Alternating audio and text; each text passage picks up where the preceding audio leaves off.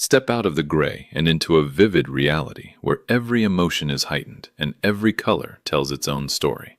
Our cinematic visuals bring a new level of intensity to the narratives you love and the characters you follow. Click subscribe now for a more vivid experience today. The morning my son-in-law asked me to water his plants while they were away for the long weekend, I thought nothing of it. I was just being helpful, the way I'd always been. That was my nature. That had always been my nature. 67 years of life, and I still hadn't learned that not everyone deserves your help. Not everyone who smiles at you across the dinner table actually wishes you well. I remember standing in their kitchen that Saturday morning, watering can in hand, sunlight coming through the window above the sink, and thinking to myself that maybe things were finally settling down. My wife had been gone 3 years by then. 3 years of learning how to make coffee for one, how to sit in a quiet house without it swallowing you whole. My daughter and her husband had been a comfort through all of it, or so I believed. They had me over for Sunday dinners. My son-in-law would call during the week just to check in, ask how I was sleeping, whether I needed anything. I told my old friend at the golf club that I was one of the lucky ones. A lot of men my age, they lose their wives, and then they lose their families too, one way or another. Not me, I said. I've still got them. I set down the watering can on the counter and noticed my son-in-law's laptop sitting open on the kitchen table. The screen hadn't gone dark yet. I wasn't snooping. I want to be very clear about that, because it matters to me even now. I was walking past, and the screen was right there, and a name caught my eye. My name, my full name, the kind of thing your brain registers before you even decide to look. I stopped. I told myself not to. I told myself it was probably nothing, maybe a birthday reminder. Maybe something my daughter had written about planning a surprise. I stood there in the kitchen of their house, holding my breath without realizing it, and I looked at the screen. It was an email. The inbox was open. The subject line of the topmost message said, timeline for the transfer confirming the policy details. I don't know how long I stood there. The refrigerator hummed. A car went by outside on the street. I set the watering can down very slowly, the way you move when you don't want to startle something dangerous. And I leaned in and read. I won't pretend I understood everything in that first reading. Parts of it were in language I didn't know, financial jargon that blurred together. But some parts were perfectly clear. My name, my insurance policy number, which I recognized, because I have a memory for numbers, always have. A dollar figure with so many zeros that my vision went strange for a moment. And a line near the bottom of the email, written by my son-in-law to someone I didn't recognize, that said, "The old man's health isn't great and he's been more isolated since she died. I don't think it'll take long." I stepped back from the table. My first instinct was to call my daughter. My second instinct, arriving less than a second after, was to do absolutely nothing of the sort. Because whoever was on the other end of that email thread, my son-in-law had been writing to them about me, about my health, about my isolation, about how long it would take. I took a photograph of the screen with my phone. My hands were steadier than I expected. I have always been a practical man, an engineer by trade, 32 years at the same firm before I retired, and something in my training kicked in right then. Document first, fall apart later. I finished watering the plants. I locked up the house. I walked to my car, sat in the driver's seat, and stared at the steering wheel for a long time before I started the engine. The drive home took 20 minutes. I made myself wait until I was inside before I looked at the photograph again. I sat at my own kitchen table, the one my wife and I had bought together at a place up near Bobcaygeon 20 years ago, and I read the email a second time, and then a third. I don't think it'll take long. I called my accountant the next morning.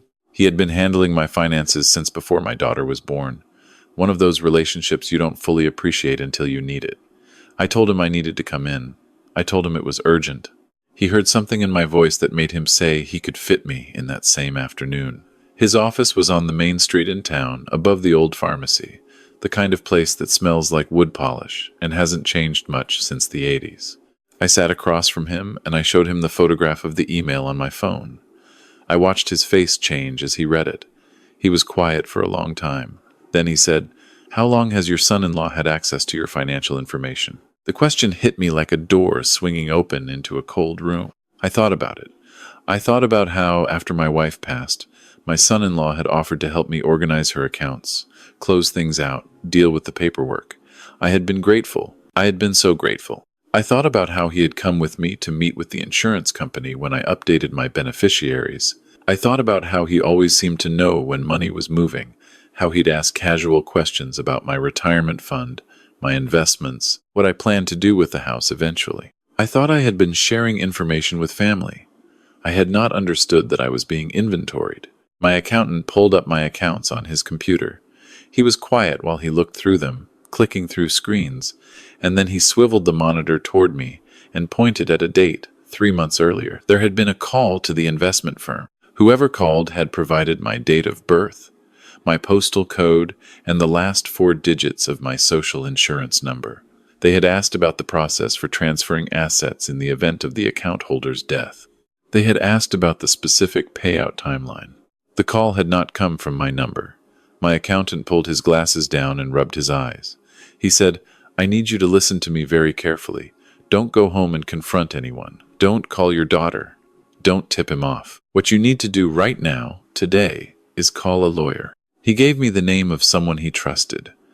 I was in that lawyer's office 2 hours later. The lawyer was a woman about my age, sharp and direct, the kind of person who doesn't waste words. I sat across from her and told her everything. The email, the call to the investment firm, the way my son-in-law had slowly worked himself into every corner of my financial life over the past 3 years. As I talked, I started hearing the pattern in my own words, the shape of it, and it made me feel sick in a way I hadn't felt since the hospital called about my wife. She told me the first thing I needed to do was protect the assets. Change the passwords on every account. Notify the investment firm and the insurance company that no inquiries were to be accepted from anyone other than me, in person, with identification. She would handle the paperwork for a new power of attorney, one that named someone outside the family. She told me to get a safety deposit box at a bank across town and put all my important documents in it. Then she said, "The email you photographed. We need more than that. We need to understand the full scope of what he's been planning." I drove home that evening, and I sat in my living room in the dark for a long time. I thought about my daughter. I thought about the Sunday dinners and the check-in calls and all the small kindnesses that had kept me afloat after my wife died. I thought about whether my daughter knew. I thought about whether she was a part of it. I didn't want to believe it. I chose, in that moment, not to believe it. Not because I was naive, but because I needed to find out for certain before I burned everything down. A retired colleague of mine, someone I'd worked with for years at the firm, had moved into private investigations after he left engineering. I know that sounds unusual.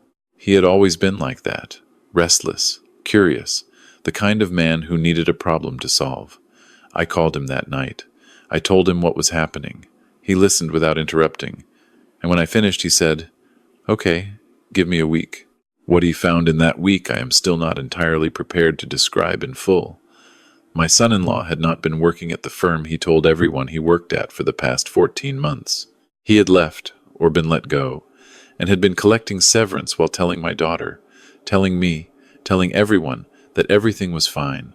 He had been burning through their savings. He had taken out a line of credit against the equity in their house, my daughter's house, the down payment for which I had provided, and that line of credit was nearly maxed out. And then there was the life insurance policy. 3 years earlier, shortly after my wife's funeral, my son-in-law had accompanied me to update my beneficiaries, as I mentioned.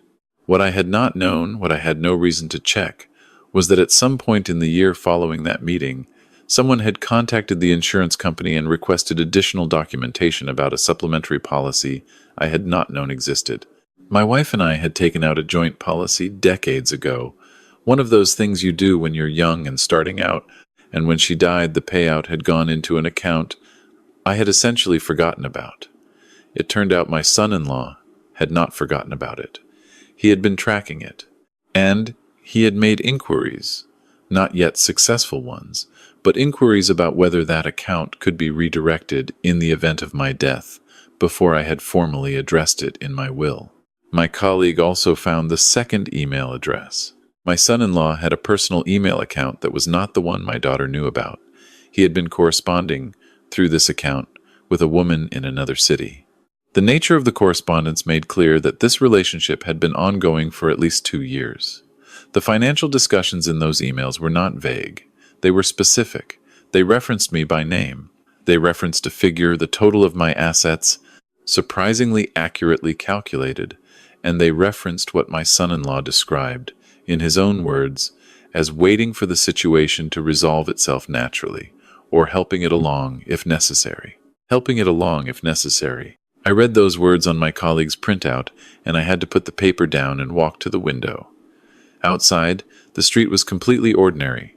A neighbor walking a dog, a kid on a bicycle, the sky going pink at the edges with early evening. Everything exactly as it had always been, and me standing there holding the knowledge that the man who called me on weekdays to ask how I was sleeping had been discussing, in writing, whether to help my death along if it wasn't coming fast enough on its own. I called my lawyer. Then I called the police. The detective who came to my lawyer's office was younger than I expected.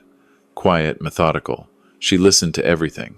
She looked at the emails, the financial records, the insurance inquiry documentation.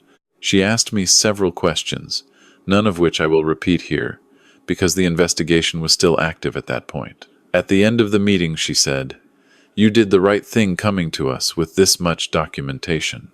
A lot of people come to us too early, and we can't do anything.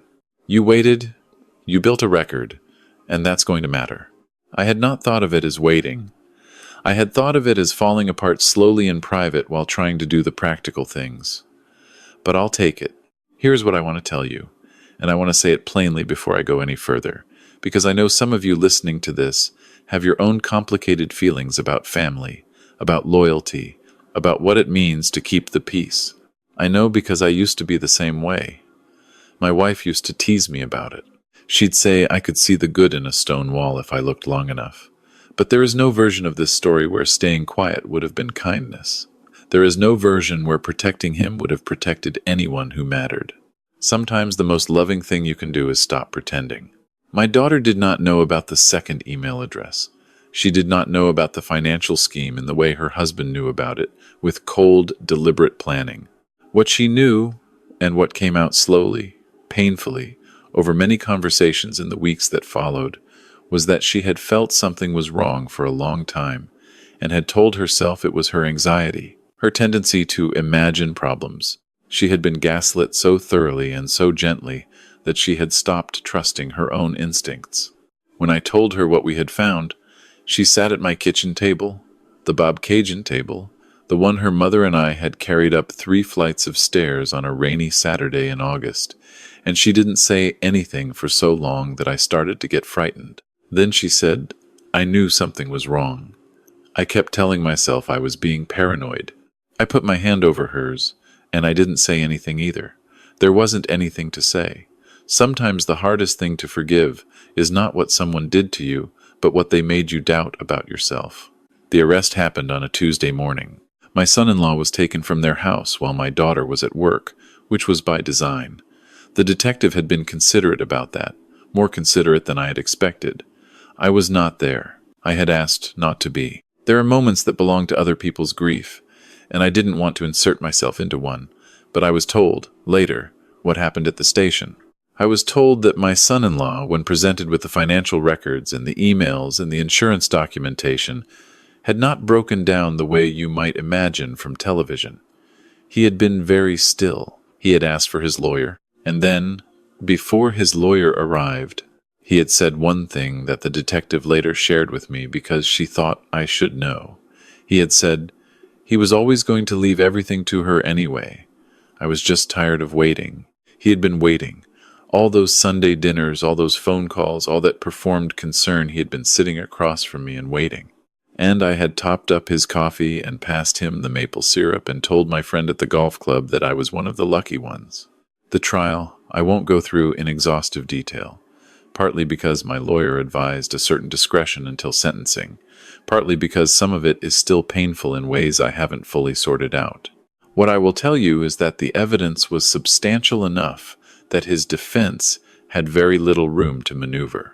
The second email address, the financial inquiries, the correspondence with the woman in the other city, all of it was documented, time-stamped, traceable. My colleague's work, my accountant's records, my lawyer's preparation, 3 years of trust being exploited, and then about 3 weeks of very careful, very deliberate dismantling of the lie. There was a moment in the courtroom that I keep returning to. His lawyer was arguing something about intent, about the difference between planning and action, about how nothing had actually happened to me, as though proximity to harm without the completion of it was somehow neutral. And my son-in-law turned and looked at me from across the room. I have thought about that look many times since. It was not remorseful.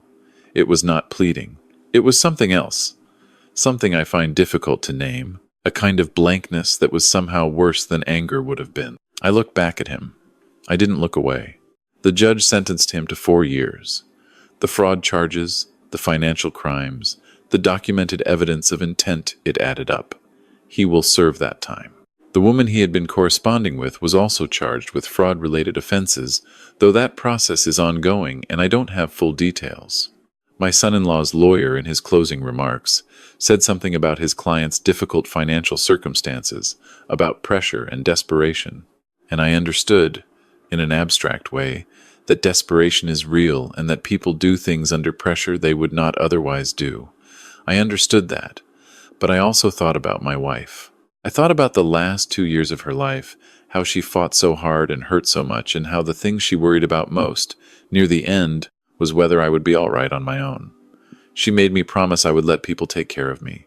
She made me promise I wouldn't become one of those men who disappears into himself after. I had tried to honor that.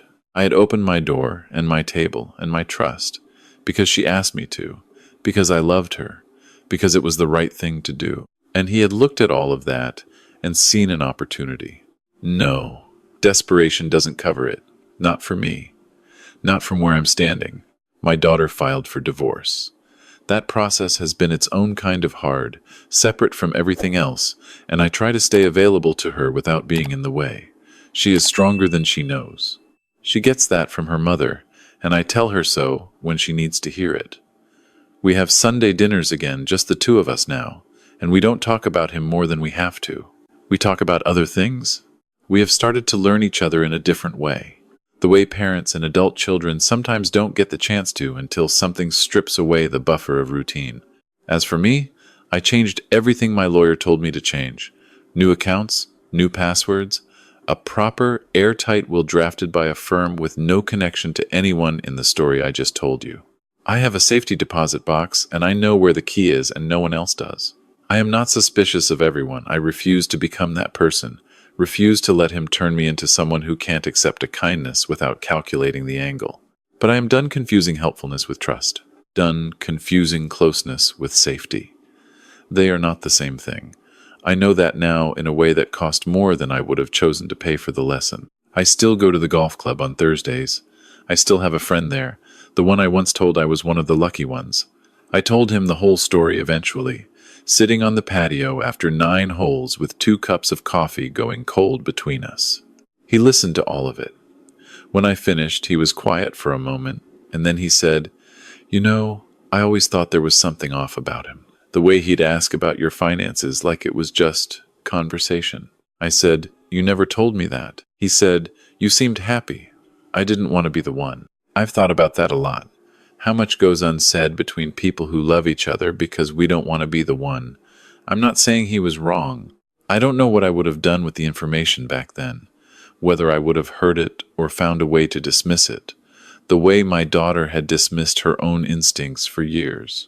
Maybe some knowledge has to arrive the way mine did, through a laptop screen on a Saturday morning with the sunlight coming through the window, when you're just trying to water someone's plants. Last August, my daughter and I drove up to Bobcaygeon. We rented a small cabin by the water for a long weekend.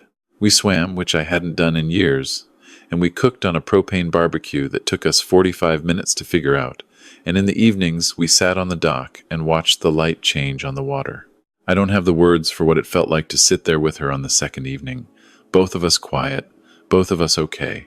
Better than okay. The kind of okay that has weight to it, that you've earned. My wife always said the water had memory. She said if you sat beside it long enough, it would give you back the things you'd lost. I don't know if that's true, but I sat on that dock, and I thought about her, and I thought about the 3 years since she'd been gone, And I thought about how strange it was that the worst thing that happened to me in those years had also, in a roundabout way, given me back something I hadn't known I'd been losing. I had been drifting, letting other people set the terms of my life because it was easier than deciding for myself, letting grief make me passive. He had taken advantage of that, and I am not pretending that doesn't make me furious when I let myself think about it directly. But the fury, once it had somewhere to go to the detective's office, to the courtroom, to the judge's decision, had cleared out space for something else. I booked a trip to the East Coast this coming spring. Nova Scotia, then Prince Edward Island, then a few days in Cape Breton to see the Cabot Trail before the season turn. My wife always wanted to do that trip, and we kept saying next year, the way people do when they believe time is unlimited. It's not. I know that better than most people in my immediate circle, and I am done with next year. I want to say one more thing before I go. If you are listening to this, and something in it sounds familiar, not because you've heard this story, but because you recognize the feeling of it, the way someone can be close to you and looking at you and seeing something entirely different than what you think they see, please don't wait for the moment of certainty before the four when out, like tained, you act. I waited because I wanted to be sure. I was lucky that waiting was an option for me, that the documentation came together before any real harm was done. Not everyone gets that kind of time. Trust the feeling. Talk to someone outside the situation, a professional, a friend with no stake in the outcome, someone who will tell you the truth because they have nothing to lose by doing so. Make the call that feels premature. Change the password that feels paranoid. Write things down. Keep records. The practical things are not unromantic. The practical things are how you survive. My accountant, my colleague, my lawyer, my daughter eventually.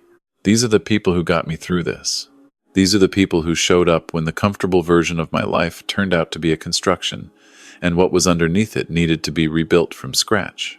I am rebuilding.